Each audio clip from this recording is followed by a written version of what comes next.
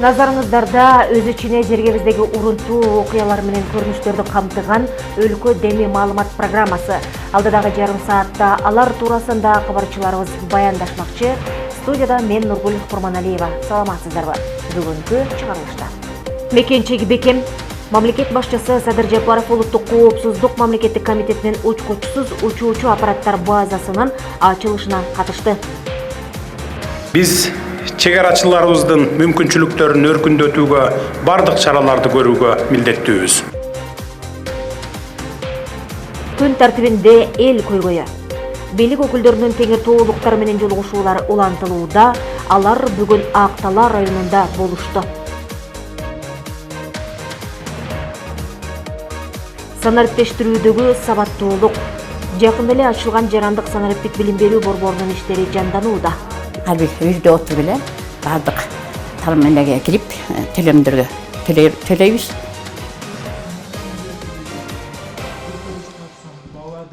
Мамлекет башчысы өлкөнүн куралдуу күчтөрүнүн башкы кол башчысы Садыр Жапаров улуттук коопсуздук мамлекеттик комитетинин учкучсуз учуучу аппараттарынын базасын ачты. Чегарачылардын алдында сүйлөп жатып, мамлекет башчысы өлкөнүн тынчтыгы менен туруктуулугу чегарадан башталарын дагы бир жолу белгиледи.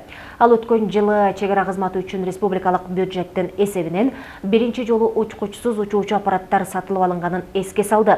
Мамлекет башчысы чегаранын коопсуздугун камсыз кылууда материалдык базаны чыңдоого сатылып алынган техникалардын күжүрмөн мүмкүнчүлүктөрү өлкөнүн эгемендигин коргоо максатындагы машыгууларда гана колдонулат деген ишенимин билдирди.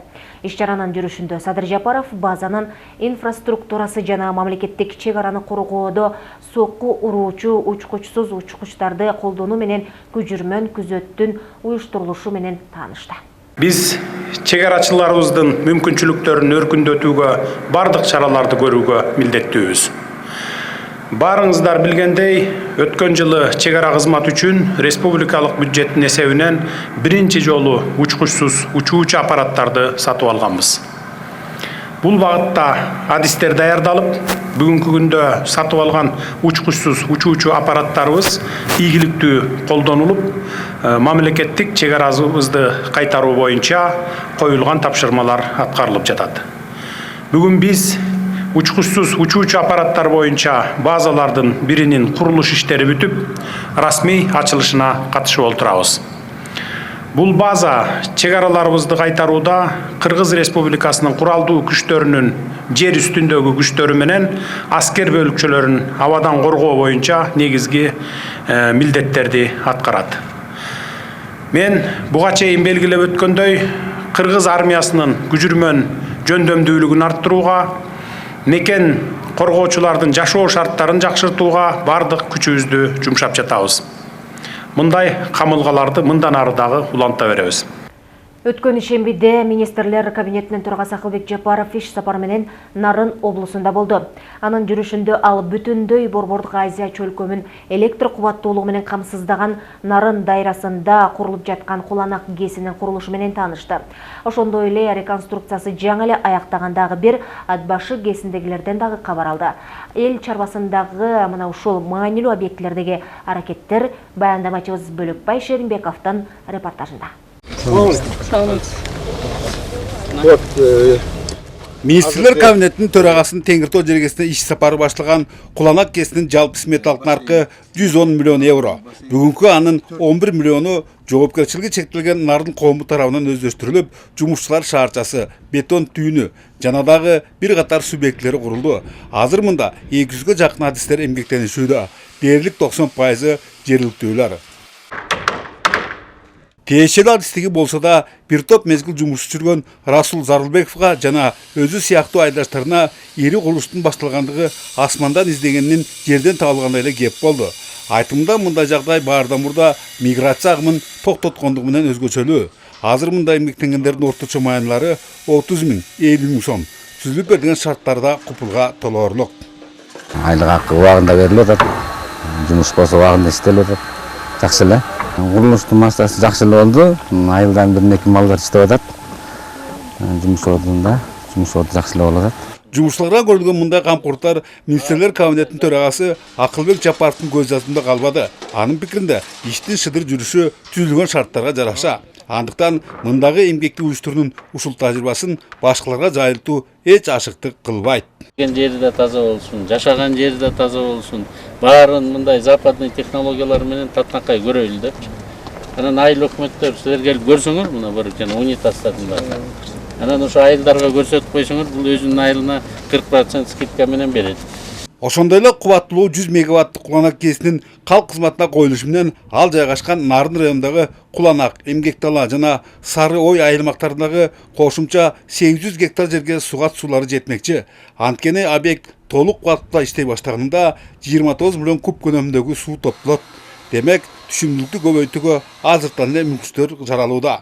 Ал эми учурда Өзбекстандык айыл чарбачылары бүгүнкү дейре өздөштүрүлбөй бош жаткан аянттарды иштетип, алардан түшкөн кирешенин тең жарымын бөлүшүүгө даяр. Азыр Өзбекстан сурап атат да.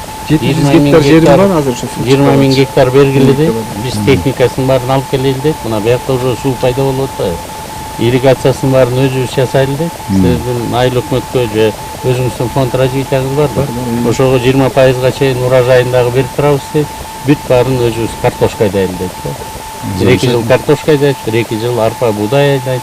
Бул ушу 20 миң гектар деп атат да минимум. Анда ошо эмдиги жылдан баштап бүт техникасын баарын алып келебиз дейт. Бүтүндөй Нарын облусунун электр кубаттуулугун камсыздоого жөндөмдүү бул КЭСтин алгачкы базаларын түптөө үстүбүздөгү жылдын апрель айында башталып, каражаттанбы, курулуш материалдарынанбы үзгүлтүктөр орун албады. Эгер кырдаал ушусуна жазбаса, 4 жылдан кийин Нарын дайрасында дагы бир кубаттуу энергетикалык объект эл муктаждыгын канааттандырмакчы. Ар бир материал өз убагында келип атат, заказ бергенбиз. Эч жактан мындай убакыттан кармалып калуу болгон жок. Бардыгы өз убактысы менен. Азыр бул жерде городокто административный здание бул. Подвал 2 этаж менен. Биринчи этажында офис, конторасы болот. Экинчи этаж жатакана, гостиница. Подвалында фитнес зал, баня, столовая бар болот. Тиги жакта зданиябызда ал склад прачечный болот ичинде. Ал жакта да столовая болот. Ал эми жаңыдан гана түптөп жаткан Куланак КЭСинин маңдайындагы ат баш КЭСи өткөн кылымдын 70-жылдарда пайдаланууга берилип, буга чейин 10 мегаватт кубаттуулук өндүрүп келсе, бүгүнкү алдаганча өскөн. Мындай жагдай жакында эле аяктаган реконструкциядан кийин жаралып отурат. Көңүлгө төп бул жумуштарга Швейцария өкмөтү караган 29 миллион франк сарпталып, аталган станциянын жабдуулары жаңыртылгандан тышкары толук компьютерлештирилген. Бул реконструкция убагында 2 күч трансформатору алмашылды, 4 генератору алмашылды. Алмашылды дегенде кандай айтсак, болгон тетиктеринен бери бүт жаңыланды. Канча буга чейин 50 жыл иштеген болсо, 50 жыл эски оборудование иштеген болсо, мындан ары полностью жаңы автоматташтырылган, компьютеризацияланган оборудованиялар менен иштейбиз да. Ошондо кубаттуулук канчага өстү? Мурун 1 генератор 10 мегаватт чыгарган болсо, азыр 11,4 мегаватт чыгарат. Общий генератордук толугу менен айтканда, общий айтканда 45,6 мегаватт полностью ушундай чыгарат да. Мына ушундай технологиялык көзгөлөрдүн натыйжасында суу аз пайдалануу менен мурдагылардан салыштырмалуу алда канча арбын кубаттуулук өндүрүлүүдө. Антса да министрлер кабинетинин төрагасы электр станциялары ачык акционердик коомунун жетекчилигин сырттан тартылган инвестицияларды толук кандуу пайдаланбай жаткандыктарын сынга алды. Бөлөкбай Шеримбек, Нурбек Рахманов, Өлкөдө эми Нарын району. Бийлик өкүлдөрүнүн эл менен жолугушуусу Актала районунда өттү. Суроолорго башкы прокурор Курманкул Зулушев, министрлер кабинетинин төрагасынын биринчи орун басары Адылбек Касмалиев, экономика министри Данияр Амангелдиев жооп берди. Жергиликтүү эл жол, таза суу, айыл чарба, кышка карата даярдык маселелерин көтөрүштү. Кененирээк кабарчыбыз Гүлзат Мокенова баяндайт. Асфальт деген вообще жок. Президент Садыр Жапаровдун тапшырмасы менен кийинки жылы Нарын Байетов Коштөбө макмал жолунун курулушу башталат. Акталалыктардын негизги маселеси мына ушул жол азабы. Бул тууралуу район тургуну Рыспек Шыгаевдин суроосуна транспорт министрлигинен так жооп беришти. Бул жол боюнча, транспорт боюнча анан эми быйыл иш жазайын деп депутаттар менен тилlayып келдилер. Буга чоң рахмат. Кошуп тур, дагы кошуп берем деп келип атат. Buga жок деп ушуну дагы бир сурап коелу, дагы кошобу эл үчүн бизде ушундай асфальт деген вообще жок. Коюн, биздин президентибиз тапшырма берди бизге. Эмки жылы жолду баштайсыңар деп, бул Нарын Баетов, Коштоо Макмал жолун баштаганга буюрса. Ақталалықтар район аймағында айыл-чарба азықтарын қайра иштетүүчү ишканалардын жоктугуна токтолушту. Мал кендиктүү аймак болгону менен сүт азыктарын сырттан ташылып жаткандыгы айтылды. Мектептин балдары, балабакчанын балдары 500 километр Бишкектен келген сүт азыктарын пайдаланып атат. Биздин келечегибиз эмне болот? Аргасыз жашоо биздин Актала районунда өтүп атат. Бул суроого экономика министри Данияр Амангелдиев жана облус башчысы Алтынбек Эргешев жооп берди. Жакын арада өзүңүздөр билгендей жаңы бюджеттик саясаттын ичинде райондук жана областтык фонддор түзүлгөн. Ошол фонддордун 60% толугу менен долбоорлорго гана багытталат. Бир гана шарты бар, бул акча кайтарымдуу болот, пайызы өтө төмөн болот.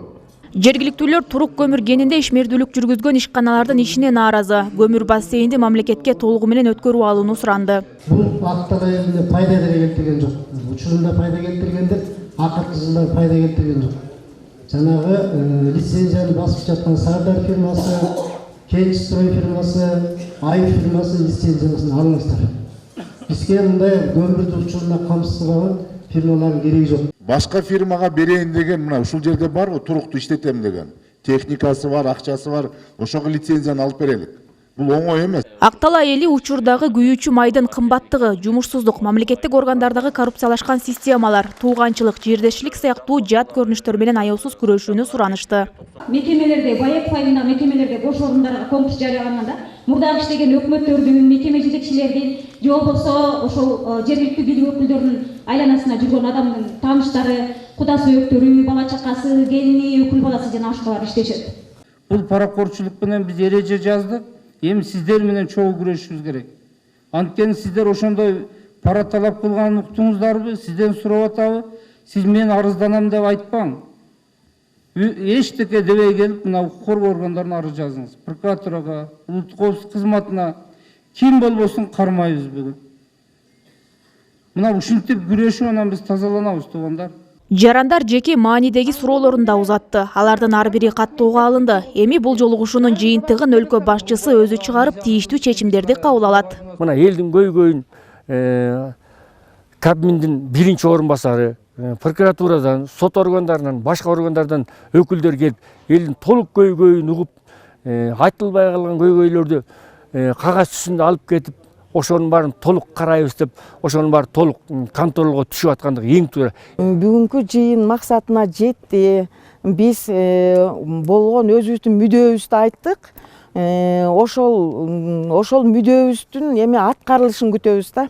Биз Садыр Жапаровго аябай чоң ыраазычылыгыбызды билдиребиз. Себеби деген ушу коррупцияны жоюу боюнча өтө чоң иштерди жасап атат. Биздин максатыбыз да ошол болчу, ушу коррупцияны жоюп берсе.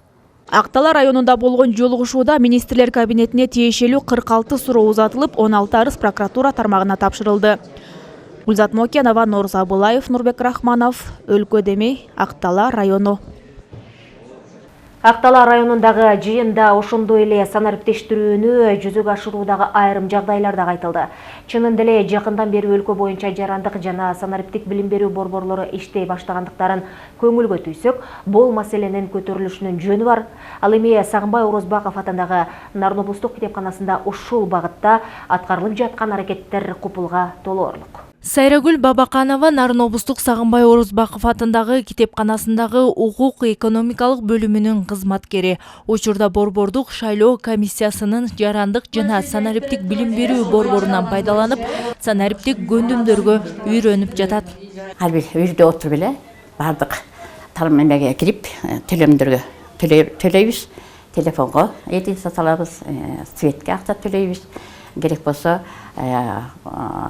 МВДдан соттолбоду деген жарандыктан справка алганга дагы туура келип атат. Ошо үйдөн отуруп эле маалымат алабыз. Ушул эле китепкананын чарба иштери боюнча бөлүм башчысы Жолдош Абдиев дагы бул мүмкүнчүлүктү колдон чыгарган эмес. Заман талабына ылайык компьютер менен иштөөнү үйрөнүп, маалымат издөөнү өздөштүрүп калды. Өзүнө керектүү нерселерди алып, керектүү маалыматтарды алып, үміткенге аябай жакшы экен санариптик борбордо биз жаңыдан ачылып биз ошо жаңыдан үйрөнүп атабыз. Өтө үйрөнүп жакшы неме өтүп кеттик деп айткандан сырткарыбыз. Жаңыдан ушу баштап жаңыдан маалымат алып, жаңыдан үйрөнүп атабыз. Өзүң көңүлүңдү коюп, жакшылап кирип, керектүү маалыматтарды алып, эметсең оңой үйрөнгөнгө болот. Нарын облустук китепканасында ачылган бул борбордо окуу тренингдер башталды. Алгачкылардан болуп, аталган китепкананын өздүк жааматындагы улгайган кызматкерлер санариптин артыкчылыктары туурасындагы билим алып жатышат. Мындан сырткары жаштар үчүн менин укуктарым, улуттук нарк насил сүйлөө чеберчилиги туурасында окуулар пландалган. Жалпы эле жаштарыбызды, каада салтыбызды, нарк насилибизди багы унутпай өзүбүздүн жашоо мүмкүнчүлүгүбүздү пайдалануу максатында, ыйман адептүүлүккө тарбиялоо максатында балдарыбызды ушул боюнча да сабактарды өтөлү деп биз көчө эле ушул чечендик өнөрү деген сабакты өттүк. Жарандык жана санариптик борборлор эң ириде китепканаларда ачылганы көңүл жылытарлык иш. Биринчиден китепканага окурмандар тартылса, экинчиден маалымат таркатуу жарандарды окутууга жакшы мүмкүнчүлүк түзүлгөн. Биз ошол бизде да улуу мундагы адамдар иштейт, 50 жаштан жогоркулар үчүн ошо биринчи сабактарды ушу өздөрүнө арнап атабыз. Эң биринчи китепканачылар өздөрү окуп, маалыматтуу болуп, билим алып туруп, анан кийин кеңири жайылтыш керек. Анан эми буну борбордук шайлоо комиссиясынын демилгеси менен уюшулган борбор болгондуктан албетте биз шайлоо жөнүндөгү мыйзамдарды дагы жарандарга кеңири тааныштырышыбыз керек. Билим алам деген ынтызар жарандар үчүн борбордун эшиги ачык. Айрыкча жаштар өз укуктары, шайлоо, өзүн өнүктүрүү жана санариптик билимдерди ала алышат.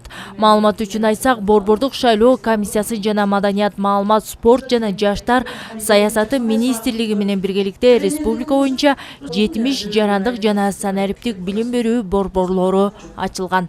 Гүлера Туратбекова, Нурсултан Болотбеков, Нарын шаары, өлкө деми. Ошондой эле санариптештирүү саамалыгы Жалал Абад облусунда да ийгиликтүү улантылууда.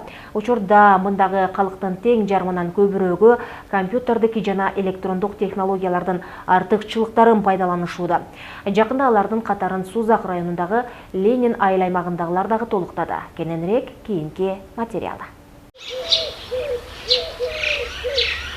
Сузактын Ленин айыл аймагында калктын саны 7700-гө жакын адамды түзөт. Бүгүнкү күндө жарандардын жеке маалыматтары, кыймылсыз мүлкү, транспорты, мал чарбасы Санарип аймак маалымат базасына катталууда. Биздин айыл өкмөт ошо өкмөттүн тапшырмасы боюнча 75%дык көрсөткүчкө жетиштик. Буюрса 21-жылдан баштап такай кириштик. Жарандар боюнча дагы бир кемчиликтер бар ушу жүрүп атканда.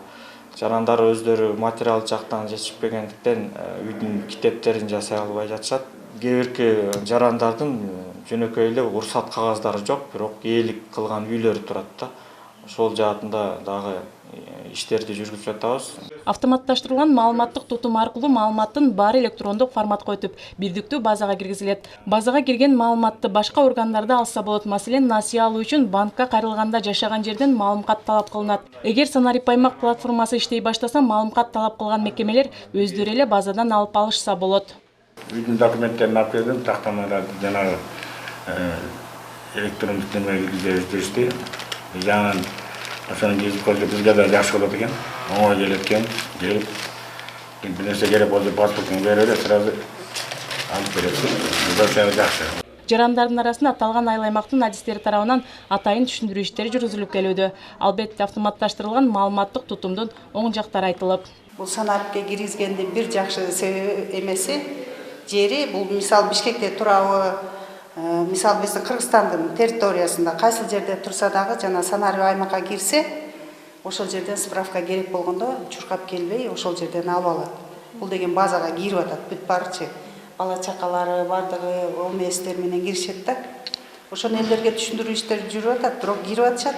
Келген сөзсүз китеби менен Санарип аймакка киргизип, анан кийин справканы электронный кылып беребиз.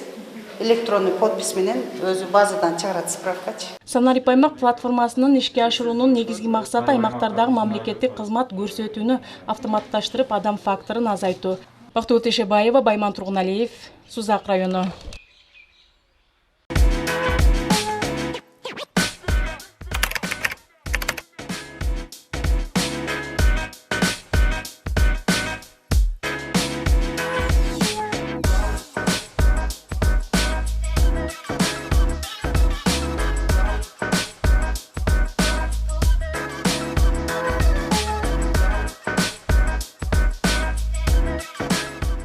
Теңир Тоо койнунда орун алган Нарын шаарына быйыл 154 жыл болот.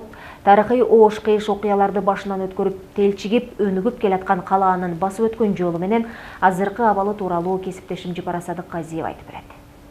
Улуу жибек жолунун боюнда жайгашкан Нарын облусунун борбору болгон Нарын шаарына быйыл 154 жыл толот. 18-кылымдын соңунда, 19-кылымдын башында калаада 1000ге жетпеген калк жашаган. 1903 жылдагы статистикалык маалыматтарга таянсак, калаада 870 жаран жашаган, анын тең жарымын орустар, украиндер, калганын өзбектер, дуңгандар, уйгурлар түзгөн. Болгону 64 гана кыргыз жашаган. Учурда 10дон ашык улутты өзүнө батырган калаада 42 миңге жакын калк жашайт. Нарын шаарынын пайда болушу 18-кылымдын башына туура келет. Тактап айтканда 1833-жылы Кокон хандыгынын аскер башчысы хан колунун чабуулунан кийин ички Тянь-Шанда бир нече чептер, анын ичинде Чакан куртка сепили пайда болуп, ал азыркы Нарын шаарынын негизин түзгөн. 1863-жылы бул сепилди орус аскерлеринин отряды тартып алып, сепил ордуна чеп курулуп, стратегиялык жактан ыңгайлуу болгон. 2 рота аткычтардан турган аскер гарнизон Нарын Торгар соода жолундагы Нарын дарыясына салынган көпүрөнү жана тоолор аркылуу өтүүчү ашууларды кайтарып турушкан. 1868-жылы падыша өкмөт тарабынан казарманын айланасына турак жайлар салынып, почта байланышы түзүлүп, кат гезит ташыла баштаган. 3 кербен сарай, 1 бажыкана, бир нече чайхана, 5 устакана, 1 чиркөө, 12 окуучусу бар дин мектеби ачылган. Калк саламаттыгын сактоодо жыгач имараттан салынган оорукана ишке кирген. 1905 жылдан бери карай ушу медицина тармагында кызмат кылып келген экен. Бул эң башында ошол 5 орун болуп, анан 20-30 ушинтип отуруп, бүгүнкү күндө 452 орунга чейин жетти. Бул жерде эң башында бул амбулаториялык эле жардам берген, кийин стационарлык, анан профилдери көбөйүп отуруп, азыр 17 стационарлык бөлүмү бар.